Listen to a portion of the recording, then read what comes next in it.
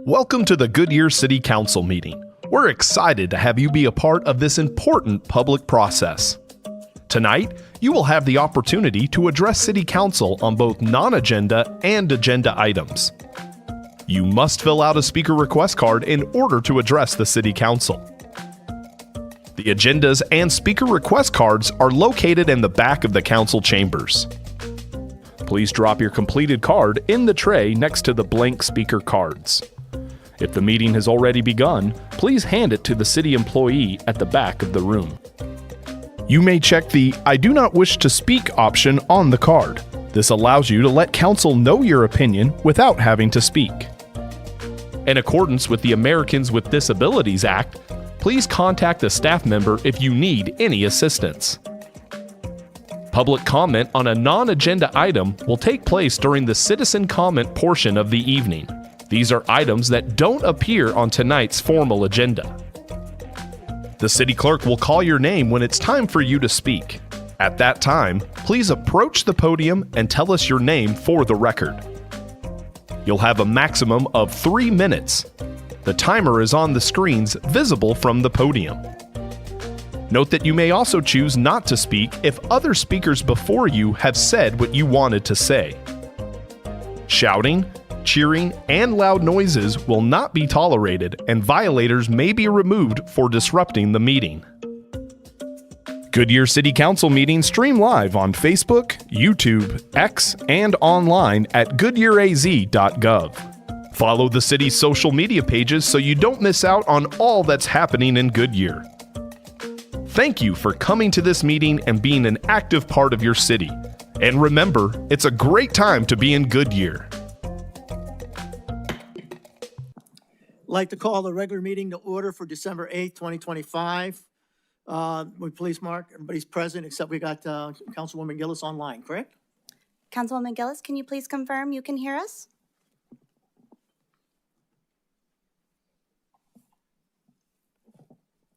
Councilwoman Gillis, are you online?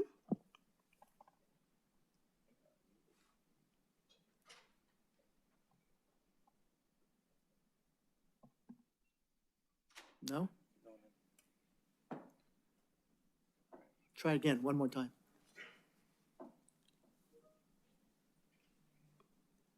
Councilwoman Gillis, can you hear us? I think she's trying to get connected, so I would, We'll just hold we'll on. have her, Okay. join All in a right. moment. Please join Councilmember Terry in the Pledge of Allegiance and invocation. I pledge Allegiance to the flag of the United States of America and to the republic for which it stands, one nation, under God, indivisible, with liberty and justice for all. Almighty God, as the holiday season approaches, we thank you for the gifts of home, family, and community. We remember that while many gather around their tables, others stand watch on our behalf. We give thanks for our police officers and our firefighters who serve at all hours and all days. Guard them in every call, strengthen them in fatigue, and grant peace to their families. Guide this council in its work tonight. Give us clear minds and resolves to make sound decisions for the city. Amen. Thank you. Let's see, next on the agenda is to approve the appointment and reappointments to boards and commissioners, commission and committees. Do we have any speaker cards? No, Mayor.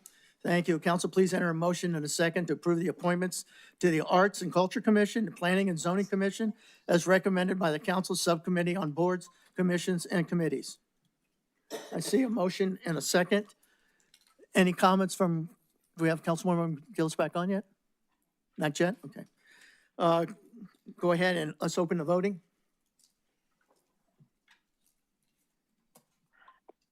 Hello?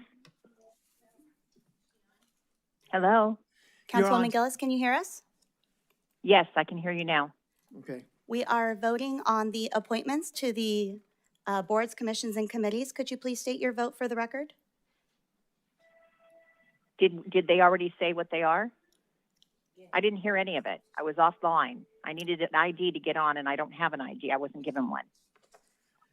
It's based on the recommendation of the Culture, Planning, and Zoning Commission is what's up there. Names haven't been announced yet. So they haven't been announced. Correct. Then why am I voting on Right. it? They're in the agenda that was sent out. All right. All right. Then that's the one I'm voting on. All right, fine. Yes, I agree. You got it? Okay. Yep. Tally the vote. 7-0. Thank you. Now, you're going to, let's see. City Clerk, please call those in attendance to administer the oath.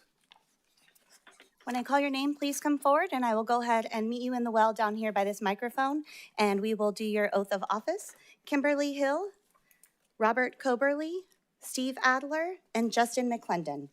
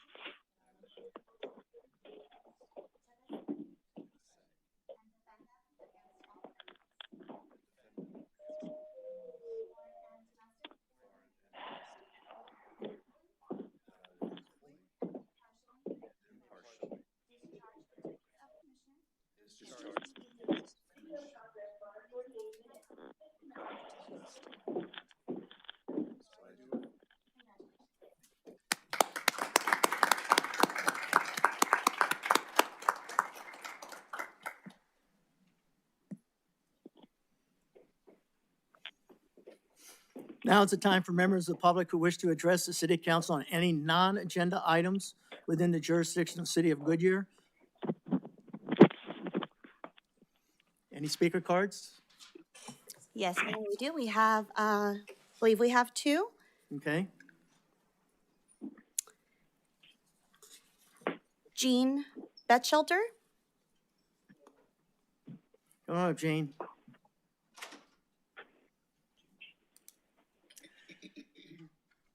If you would, let's see, the council will listen to comments, take on one of the following: respond to criticism, request staff investigate and report on the matter, request the matter be scheduled on a future agenda items. You're limited to 3 minutes. Timer will be on the screen so you'll know when you're getting closer to the end there. Before you get, just identify yourself and whether you're a member of the city of Goodyear. You don't have to give an address. Yes, my name is Dean, and I've been a resident of here for almost 5 years. And I've been a part of Goodyear for a long time, been part of Avondale for over 20 years.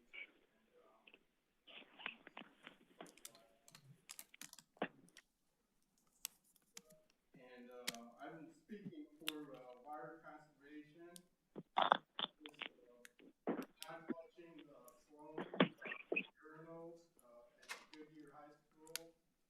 I feel that it should be in a lot of businesses and other places. And I feel that the Ten Commandments, the Pledge of Allegiance, the Lord's Prayer, and Sermon on the Mount should be a humble day, or a humble month for 1 month of the year, and I believe it should be for the planet. And I'm trying to give my best, and I appreciate you allowing me to speak my piece. So thank you. You're welcome, sir. All right. Next. Stephen Gerard Sidlowski. You heard what I just mentioned. Just your name and whether you're a Goodyear resident. You got 3 minutes. Thank you, beloved Mayor, Council. This is Brother Stephen Gerard Sidlowski, not a resident here, a voting resident in Lorain, Ohio, the international city.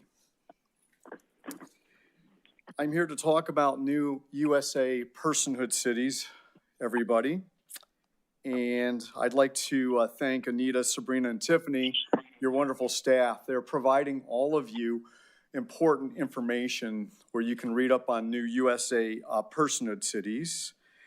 And for those of us who do love Holy Scripture, since I'm a pro-life speaker, I encourage everybody here in council chambers and all citizens listening to please reflect on some of our Holy Bible verses. That would be Deuteronomy 7:9, Isaiah 44, verse 24, all of Psalm 139, and for those of us who love life and peace, Romans 8:6.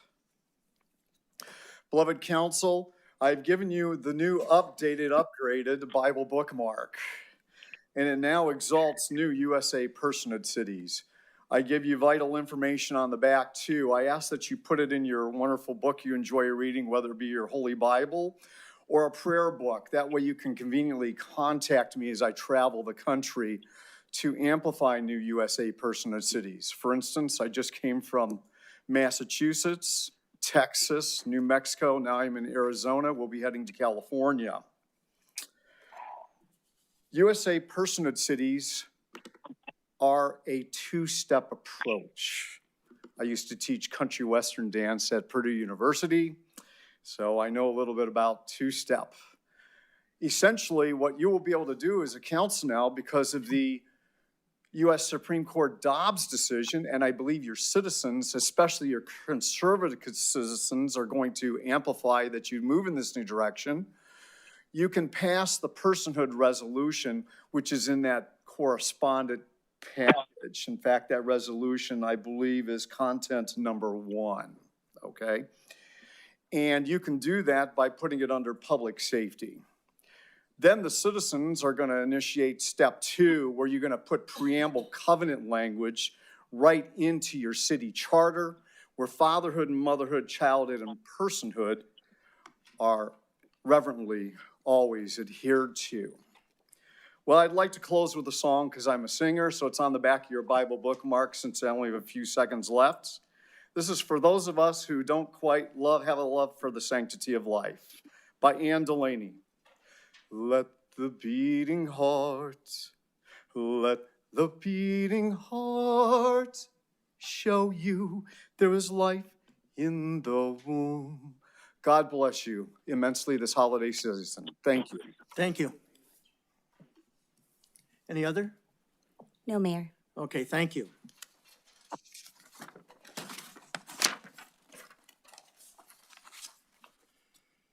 Will the city clerk please read the consent agenda items 2 through 6 by title only? Item 2, approval of minutes. Item 3, approval of Series 12 restaurant liquor license for First Watch number 1183. Item 4, approve budget amendments and related expenditure authority. Item 5, adopt resolution number 2025-2492 to approve the implementation of the 2025 revision of the Goodyear Emergency Operations Plan EOP, replacing resolution number 16-1750, and authorizing the mayor to sign the letter of approval and implementation ordering the execution of the EOP. Item 6, adopt ordinance number 2025-1641, amending Goodyear City Code, Chapter 13, Traffic, Article 13, Administration, by adding Section 13-1-4 related to the powers of unarmed police assistants and traffic investigators. Thank you. Anybody like to poll, or you got a question? I just have a couple questions on item 6. Go ahead. Chief, if you can be ready. Mayor, it was brought to my attention that there's been some info circulating online that will leave people with the wrong impression. So I first off wanted to ask Chief, what is a police assistant and what type of training do they receive? Hopefully this is better. I got you. Thank you. I'm Brian Nisset, the police chief for the Goodyear Police Department. And Mayor Pizzillo, Councilmember Terry, police assistant is basically a non-sworn professional staff member that is out and about in our community. They wear a uniform. They're fully recognizable, but they are not authorized to conduct any criminal arrest or to make an arrest of effect. They're there to assist the police officers with their duties. Okay, and in practical terms, again, for the public, what kinds of situations would police assistants be handled under this ordinance? Because the way I understand it, this is pretty much meter-maid type parking enforcement and having trained civilian staff take over like non-injury fender benders or just items like that with the purpose of getting our sworn police officers back on the streets patrolling our city. So Mayor Pizzillo, Councilmember Terry, that is correct. This ordinance actually corrects a wrong. So even going back to 2021 in our job description, the idea of the police assistant, or as they're titled in Arizona Revised Statute Title 28, the unarmed police aide, they're in the job description, they were supposed to be able to conduct traffic investigations, non-injury traffic investigations, and also to be able to write parking violations or notice of violations. Up until this point, our own ordinance has prohibited them from doing this, so that's why this ordinance is now come to you. Okay, and I know we've had a couple public conversations on this and dozens of private conversations regarding your department. Two more things, and I want to be very clear on this point. Are police officers going to be out there pulling people over or initiating new traffic stops? Or are they only stepping in after a sworn armed officer has already responded and made contact, or in static situations like a parked car? Yeah, so Mayor Pizzillo, Councilmember Terry, that's correct. The police assistants, especially in like accident type situations, an officer would be responding. The officer determines that it's a non-injury accident that has no criminal citations. The police assistant can then respond and finish up that specific incident or activity to free up the officer to go and deal with higher issues. Okay, and I guess last one, I have no idea how much the city makes off of fines from traffic enforcement or other, fees like that, and honestly, I don't care. The moment we start taking that into account when we're doing public safety, I think we're doing it wrong. So I want to be very clear, this isn't about initiating new things. This is about getting our patrol officers back on the street. You've been here a little over a year. How many officers did you ask for in the budget last year? Do you remember? Yeah, Mayor Pizzillo and Councilmember Terry, we ended up with 29 FTEs, of which 21 were sworn officers. So I know in my first conversation with you, you were new, I was brand new. You had told me about a plan, and we've talked about it publicly in your work sessions, things like that, of at least 100 new officers over the next 4 years.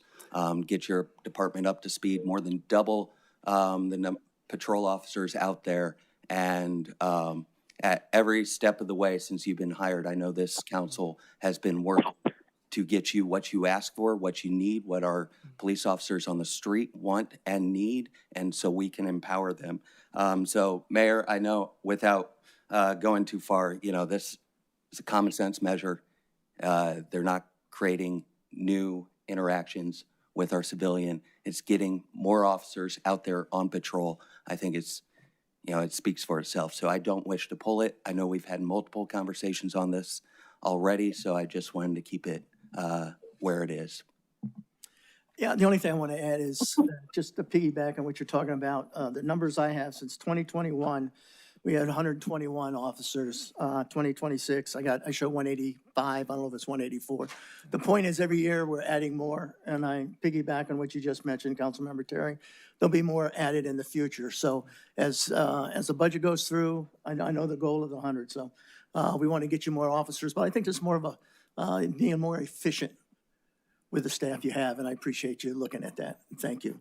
With Mayor, that, anything Mayor. else Mayor, we do have one speaker on item 6. on 6? Yes, Okay, Jen Barber. come on up.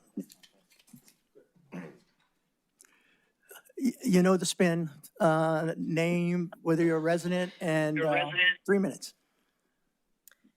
Good evening, Mayor Pizzillo and members of the council. My name is Jennifer Barber, and I've been a resident of Goodyear for over 20 years. I am not opposed to number 6 at all. What I'm asking is, why was this put on the consent agenda? This amendment expands the powers of unsworn, unarmed police assistants. And I want to be clear, my record reflects that I've been a strong advocate for the Goodyear Police Department for all of these years. And this is not a criticism of the officers. This is a serious concern about the city transparency and the pattern of how policing changes are being presented to the public. Examples. November 23, a price hike on redacted body-worn camera footage was buried in the consent agenda as a user fee change. In April 24, during a work session, council was informed that 16 flock license plate cameras were already installed before any formal public vote. And tonight, the expansion of authority for police assistance is tucked into the consent agenda. This comes at the same time that the Arizona Republic reported on Friday that Goodyear is reviewing its process to ensure it's in line with the best practices and the law. This scrutiny is begun after my own records request revealed that Goodyear's license plate readers logged my vehicles 243 times in 185 days. And the photos attached to those records include multiple plates and 2 vehicles that are not mine. Not my plates, not my vehicles.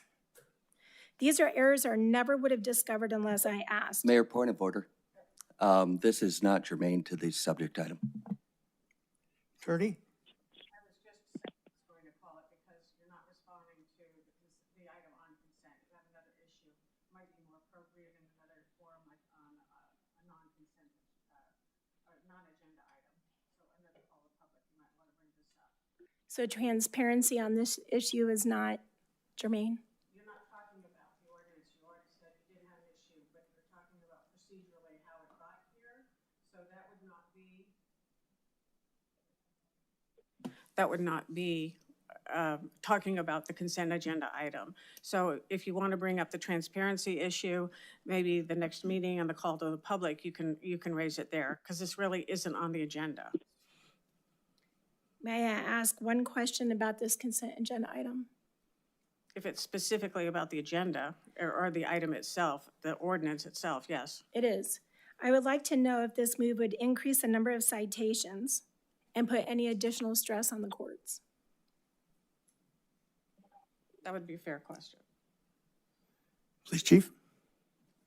Mayor Pizzillo, members of council, we're not anticipating any additional citations other than what is already happening. The whole premise of this ordinance change was to allow the police assistants to be able to do the job that they actually were hired to do, and to take over from a police officer who essentially would be writing the same citation outside of having, being able to go and start responding to a different criminal issue outside of the issue that the police assistant will now be able to address. Thank you.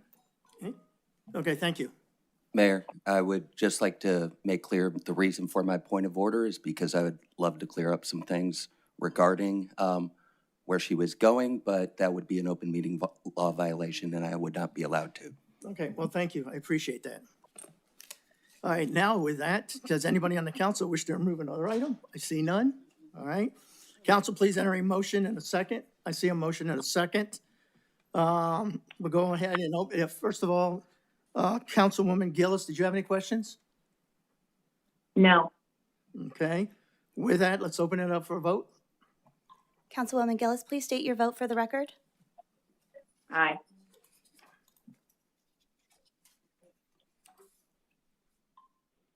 Passes 7-0. Thank you. We have one public hearing tonight to consider annexation near the northeast corner of West Yuma Road and South Perryville Road. Open the public hearing. Please introduce yourself.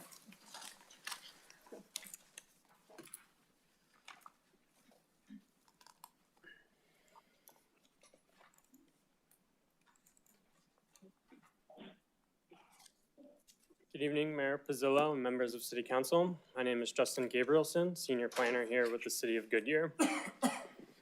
I'm here before you this evening with a request from Susan Demmett. I'm looking for council to provide staff with guidance regarding 3 projects or 3 properties looking to be annexed into the City of Goodyear. You have seen this project presented in front of you before. Annexations get presented in front of City Council a total of 3 times before looking for a final decision. You saw this project for the first time on April 28th, 2025, where Council voted 6-0 to authorize staff to continue with the annexation process. The meeting here tonight is simply to allow Council as well as residents of the City of Goodyear to provide any questions, comments, or concerns on the project. And at a later date, we'll present it a 3rd time looking for your final opinion and vote and potential approval of annexation into the city. The site is located at the northeast corner of West Yuma Road and South Perryville Road, located between 2 large residential communities known as La Privada and Las Ventanas. It consists of 3 properties, approximately 31.4 acres. The county currently has it zoned as Rural 34, and which is the city equivalent of agricultural urban. So if the properties were to be annexed in, they would adopt that city equivalent zoning. However, if the annexation were to be approved, the applicant seeks to rezone the largest of the three properties into residential attached, or R1A, with the intention of building a residential community. The Goodyear General Plan has this land designated as neighborhoods, so both the city equivalent agricultural urban and the potential rezone to residential attached are both compatible uses for this land area.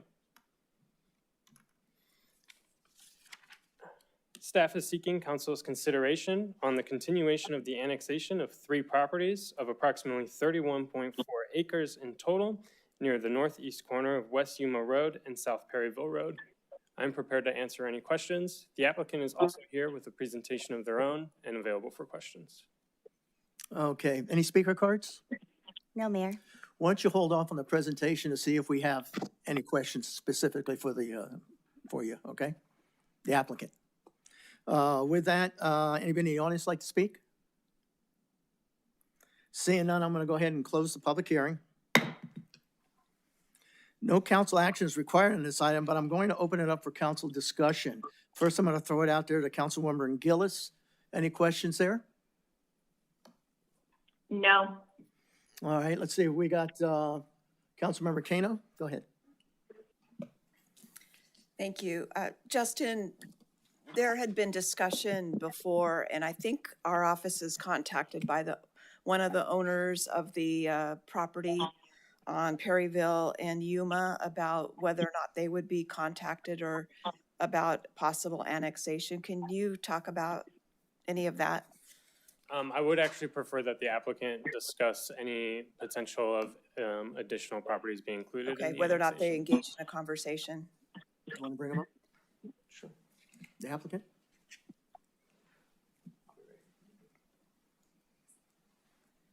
Good evening, Susan Demmett with Cammage and Burnham. So your question, Councilmember Kano, is related to an additional property owner that, correct. We did speak with one of the owners of some of the commercial properties that are along Yuma, and our response to him was that because of the timing and the fact that this process had already been formally started, and included this statutorily sort of timeline sequence, that we would not be able to incorporate those properties into this application, but that they could pursue separate conversations. Okay, great. with Just the as long city. as they got some kind of response or some sort of answer. And the APS property, remind me what they want to do with it. Is it a substation? What are I they believe doing? it's planned for a future substation. Okay, all right. Very good, thank you. Thank you. Go ahead. Yep, you're up. All right, so I guess for maybe Justin, yeah. So this will be, if it's annexed, then it will, is this the last step for this annexation? No, there's one more One more. meeting where we'll get the official vote. Okay, and then, so when it comes in, you said it's rural right now with the county. When it comes in, is it zoned, you said it's zoned as rural or residential? It would be zoned agricultural urban. Okay. So yeah, so the 3 properties would take over the city equivalent, which would be agricultural. Okay, and then if the person wants to potentially buy the land, would then have to come in and rezone it to residential at that point? Correct. However, like I mentioned, the largest parcel, it's about 28 acres. The applicant intends to rezone that at the time of annexation, so we would actually present both items at the same time. Okay, I know the intention later, what they want to get to. I'm just curious the process and what that looks like. So, okay. So at the end of the day, it could come in rezoned, annex, rezoned as residential. And at that point, then we potentially decide if we want the project to be there. That'd be a later step down the line. Yes. Yeah, okay. And I think that was the main thing. And then, I guess going back to the applicant, did they want to come in? Did they want to be annexed in? That conversation that you had with the commercial properties, were they interested in? It was, I believe he owned either one or two, there's 4 commercial properties along Yuma, and he owned 1 or 2 of those. And he did express an interest in annexing into the city. Okay. In our brief conversations with him, and Okay. advised him to keep in contact with the city if he wanted to move forward. Okay. I think that's all I had then. Yeah, thank you. Councilmember Terry? Thank you, Mayor. Just to be a little more simple here, the current zoning right now, it's in the county land. It's county island. Do you remember what that zoning is? Yes, Council Member Terry, it's zoned rural, let me just confirm, rural 43. Okay. And so we annex that barring any other hearing that we do. We're not taking action tonight, barring any other hearing we do. It comes in as such, correct? Yes, Councilmember Terry, so it would come in as rural 43, but since we don't have rural 43 in our zoning ordinance, It's equivalent. yeah. Okay. Which would be All right. agricultural. urban. No, that makes sense. I just was trying to clear up, this is about just a simple annexation. Any development, any zoning comes at a later hearing. Actually, the full annexation comes at a later hearing. And this is just kind of the equivalent to a first read. Is that a proper understanding? Correct, Councilmember Terry. I almost kind of like to look at it as like a city council-led neighborhood meeting almost. So it's very simple. I appreciate you being here. Thank you. Vice Mayor? My question is real simple. So the partials that is not going to be annexed will stay under county, right? Yes, Vice Mayor, that is correct. Okay, thank you. Anything else? With that, go ahead and open up the vote. Oh, that's right, no vote. Thank you. All right, move on.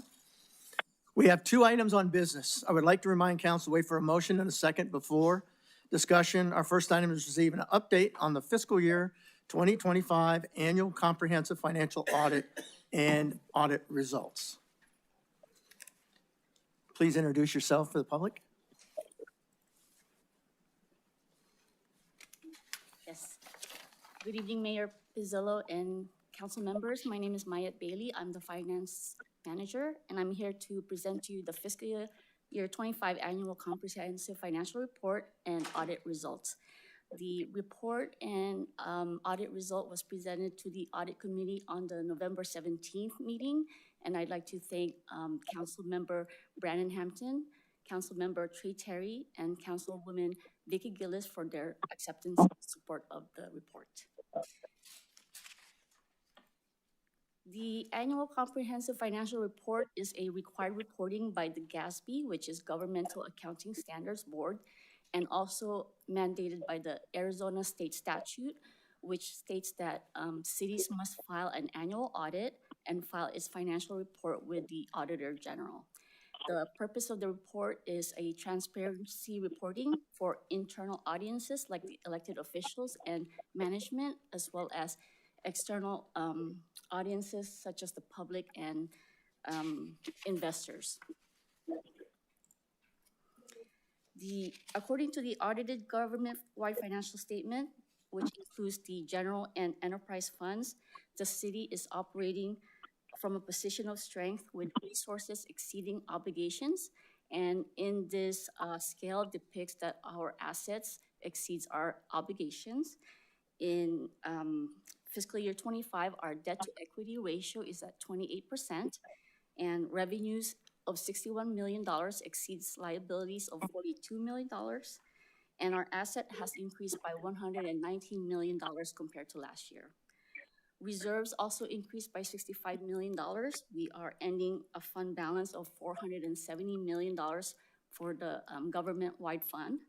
and we are ending the net position up 13% compared to last year, which is an additional $181 million, and that is at $1.56 billion.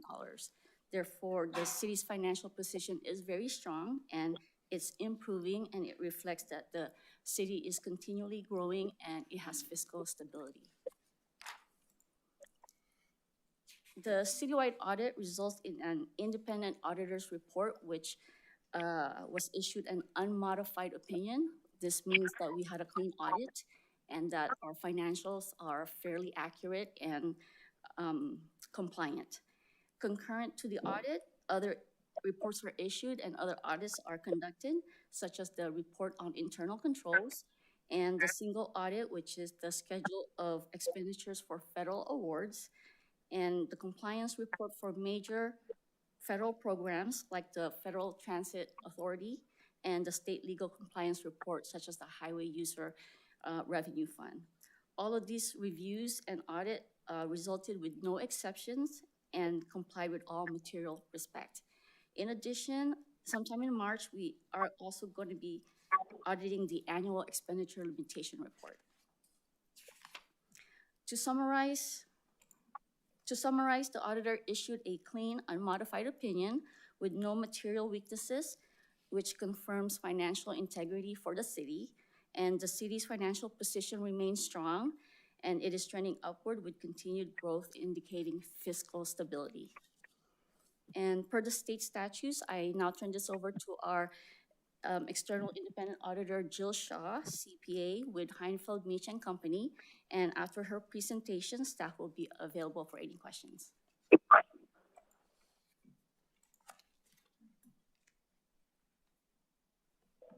Thank you, Mai, for that introduction.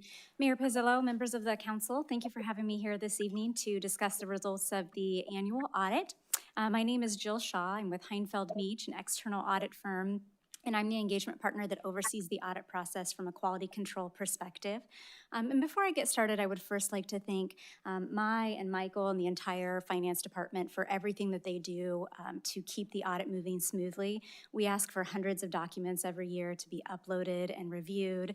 And so their quick response to our requests is a really important part of the audit process. Just a high level of the audit timeline here. We started the audit around the summer by issuing the engagement letter, and then we do on-site field work in September and October. Our first trip in September, we look at a lot of the compliance items that are needed to be reviewed, and then in October, when the books are closed, we look at those final numbers, and then about a month later, the audit reports are finalized and dated, and this is the same timeline that the city has followed the last few years, and that's a great indication of how well the audit has done when audits are on time and continue to be done in time to file with all of the different regulatory agencies. As Mai mentioned, it is required in statute that the audit reports be presented to council by the engagement partner, and the city takes that one step above by having an audit committee and providing us that opportunity to present the audit and go over any questions before it's issued. But the reports that you are seeing are finalized and have been filed with the appropriate governmental entities and regulatory agencies.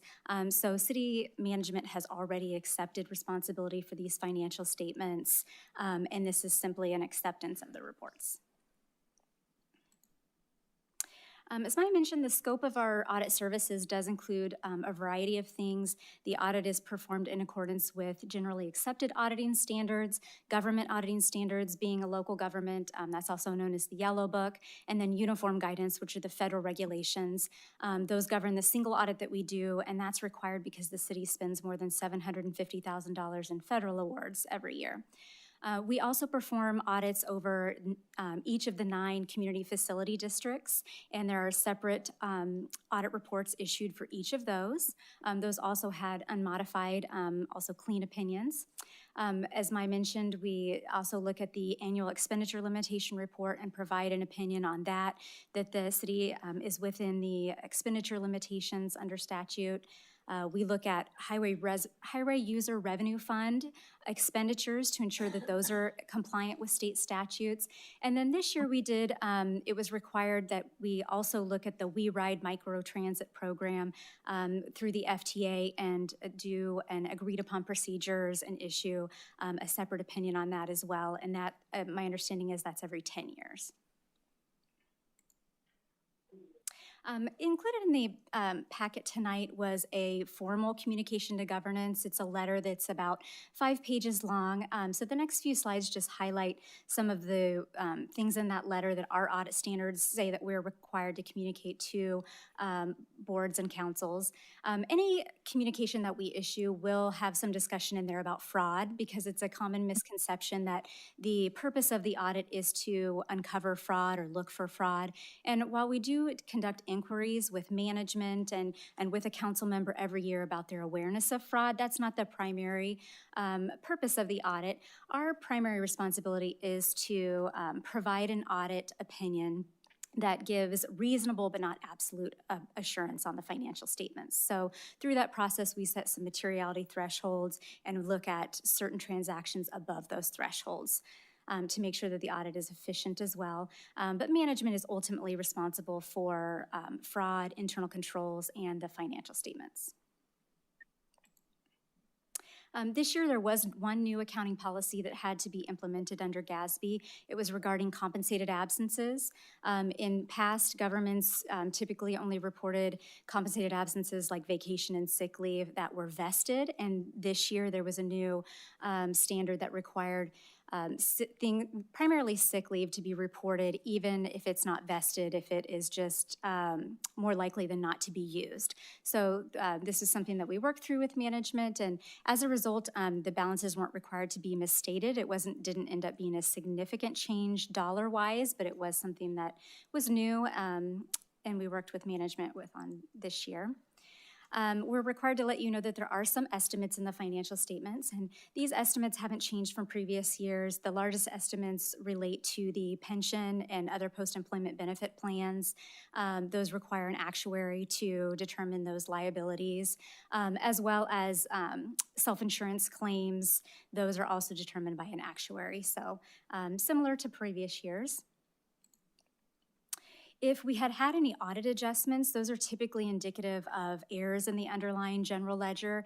If we had those, we would be required to report those in our communications to council. So I'm happy to report that we did not find any material errors in the underlying accounting records. And aside from timeliness, I always tell councils that this is the other really important thing, that if there are no errors noted, that it's another good sign of how the audit went. We're also required to let you know that we do provide some non-audit services.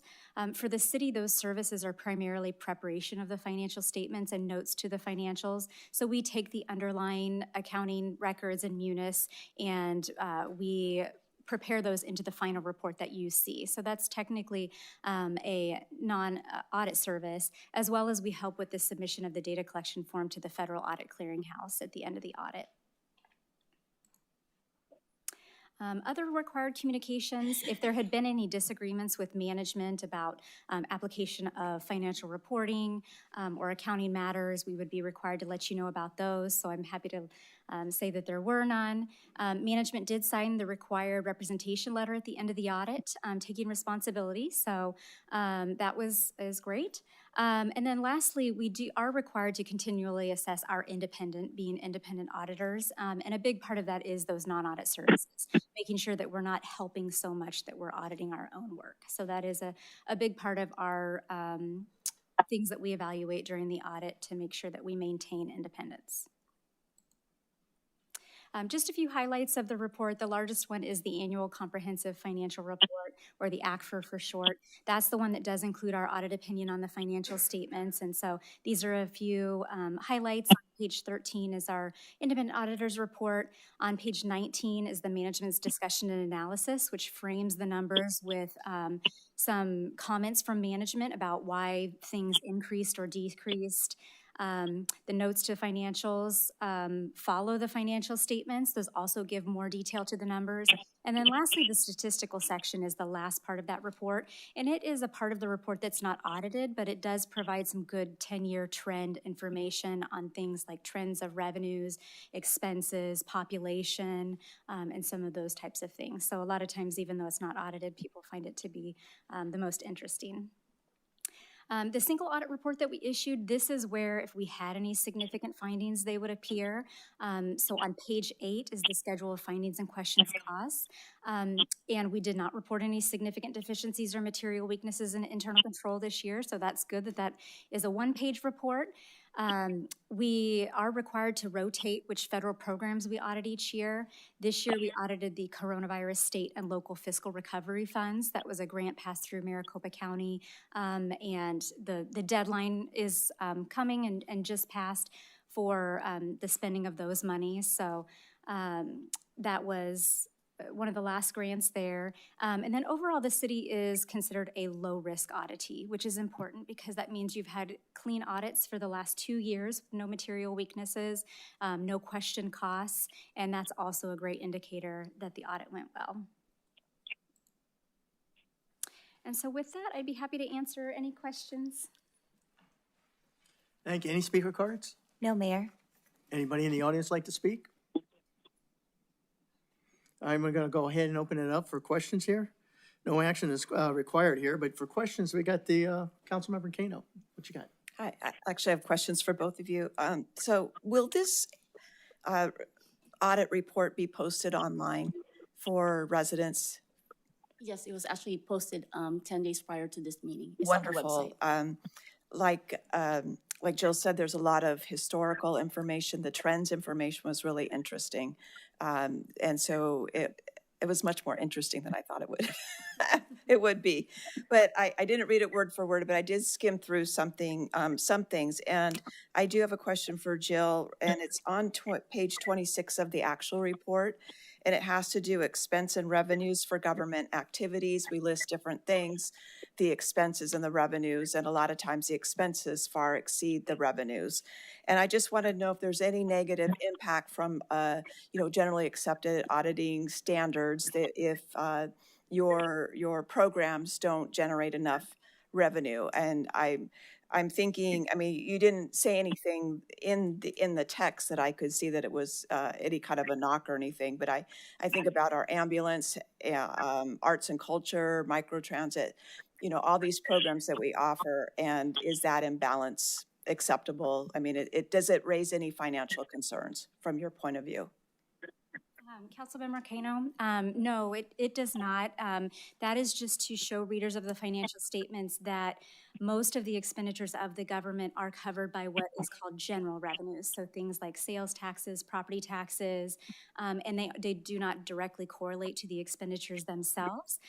If a program is expected to cover its own expenses, then it would be classified as an enterprise or business type activity like water and sewer, and that's why those are separated out in the financial statements to demonstrate that those typically do cover their costs. That's an excellent answer. Thank you so much.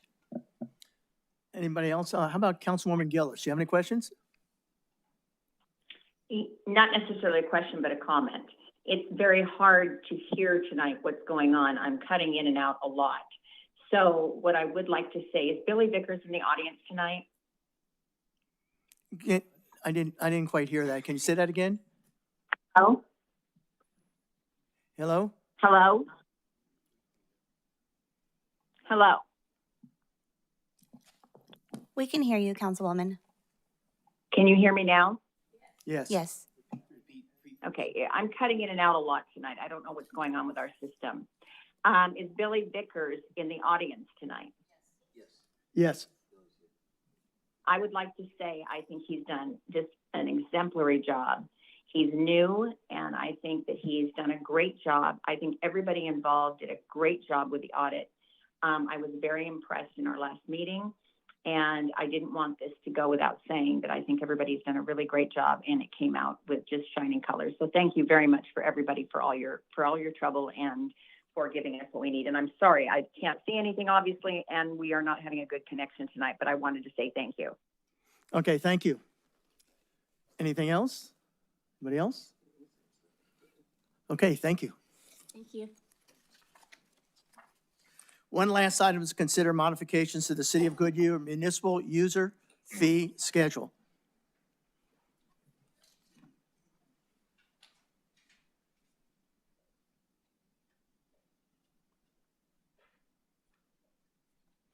Just please introduce yourself for the public.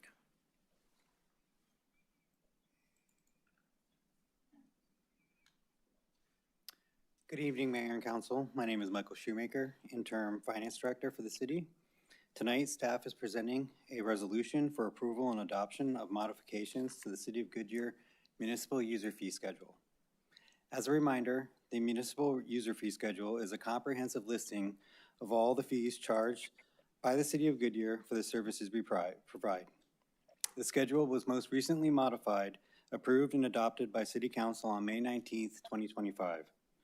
During implementation, staff identified a formatting error in the adopted schedule, specifically 5 building and engineering fees that are calculated on a percentage basis were inadvertently showed with dollar-based references. To correct this issue, staff respectfully recommends approval and adoption of the modifications to the municipal user fee schedule. This action will restore the correct percentage-based references and ensure the schedule reflects the intent of the council adopted on May 19, 2025. Mayor and council, this concludes the presentation, and I'd be happy to answer any questions you may have. Okay, hold that thought. Let's see, will the city clerk please read the resolution? Well, first of all, any speaker cards? No, Mayor. Okay, anybody in the audience like to speak? Seeing none, will city clerk please read resolution number 2025-2493 by title only? Adopt resolution number 2025-2493, approving and adopting modifications to the City of Goodyear municipal user fee schedule adopted by resolution number 2025-2467 and providing for an effective date. Thank you. Will the, let's see, will the council adopt the motion in a second adopting 2025-24? I see a motion and a second on the board. I'll open up for discussion. Councilmember Terry, you're up. Yep, 2 quick things, Mayor, appreciate it. Who does this fee apply to? Mayor and Councilmember Terry, thank you for that question. This fee primarily applies to developers and people seeking building and engineering permits. The 5 fees were all related to building and engineering. If you see the attachment to the resolution, it shows the 5 fees. In the unit description, it had the correct percentages listed, just in the kind of unit column, they were incorrectly shown as a dollar amount. Perfect, that got to my point. There are no residents, this is not a residential fee, this is a building development fee, is that correct? I'd have to refer to Well, DSD. I mean, unless you're building on a residential.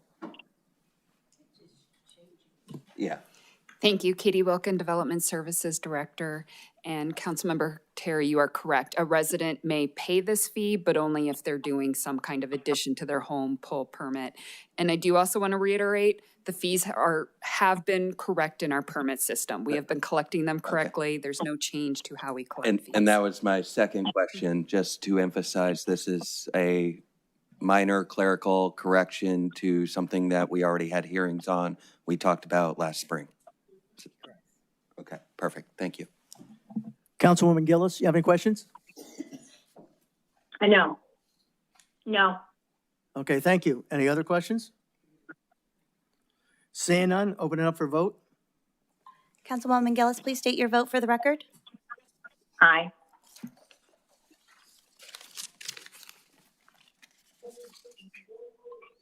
Passes 7-0. Thank you. Does anyone on council have any comments, commendations, or reports on current events or requests for future items? I'll go to Councilwoman Gillis first. Yes, since I haven't been able to hear a lot of what's been going on tonight, Jen Barber, when she came up to give her 3 minutes, is she still in the audience? No. No. She is? No. Okay, can somebody from management please get a hold of her? I'd like to hear more of what she has to say. What? A few things concerned me, and especially with a comment that Council Member Terry said. So I would like to I'm interested in anything that has to do with transparency. I would like some of that information when I get back from Washington. Cool. She wants the contact information, which we have for the public Okay. comment. Yeah, because I can hardly hear her. Okay. That they can get to you. Pardon me? They'll get that to you. That's good. That you can hardly hear me, and I have not been able to hear most of this meeting tonight. Thank you. You're welcome. Anything else? I do have something. Wait a minute, I'm not for the manager yet. We good? You got something? Go ahead. Okay, I have a couple things real quick. I know she's gonna talk about Shop with a Cop. So I want to do a special shout out to the Home Tour Committee, Charlotte Krause, Barb Hockert, Janet Duke, Suzanne Butler, and myself. We did a home tour of 4 hours in November, and we raised over $15,000 for Shop with a Cop. And also that day, later in the afternoon, Chief Louisi, the fire engine 183 and the ambulance 183 went with me to the pickleball courts where we collected over 100 toys that we will be giving out in our Fill a Need. And then, to top it off, yesterday, I kept collecting cookies at my home, and I collected over 2,000 dozen cookies baked by Pebble Creek residents that were taken to Luke Air Force Base this morning and are going to be distributed in the morning by the first sergeants to all the single airmen in the dorms, the flight line, and the security police. And I want to thank the residents for their wonderful support of this event. Thank you. Anything else before we pass it over to the manager? We all good? Oh, you got something? For the city manager. So for the city manager, okay. What do you got to report for the city manager? It's not a report, it's just a question. So if you can look into maybe code compliance for parking lots around car repair, not mechanics, but like a car parts type store. So I'm looking at, for example, near the Fry's off of Yuma and Estrella, there near the AutoZone I know it's private property, but I just want to look at the code compliance around that. And with the new one we're building on the corner of Estrella and Van Buren, just want to make sure. It seems like they need more maybe maintenance compared to maybe another user. We will when get it that. comes to the asphalt frequency that they're repairing. So it's almost down to gravel almost in that parking lot.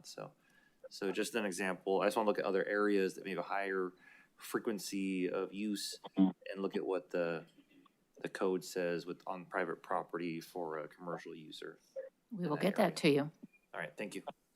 Okay, city manager, got anything for us? I have one update, and then I'm going to ask Chief Izzet to come forward to talk about the Shop with a Cop event that took place on Saturday. But Holidays on the Square opened up on December 5th, this last Saturday, approximately 2,000 attendees, which is similar to what we had last year.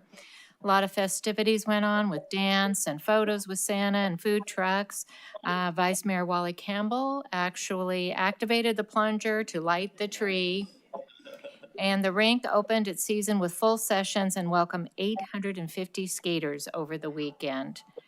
And our event continues on December 12th with performance of a Charlie Brown Christmas featuring local youth and adults for the Creative Arts Production Academy this coming Friday, or December 12th. Yes, and Chief? Mayor Pizzillo, members of council, Shop with a Cop was this Saturday. It's probably arguably one of my favorite events that we do. We were able to celebrate with 20 of our youth, thanks to the generous donations from the Pebble Creek Home Tours and Target. Western Towing ended up donating a bicycle to each one of the children. And we also had a great showing from our council as well.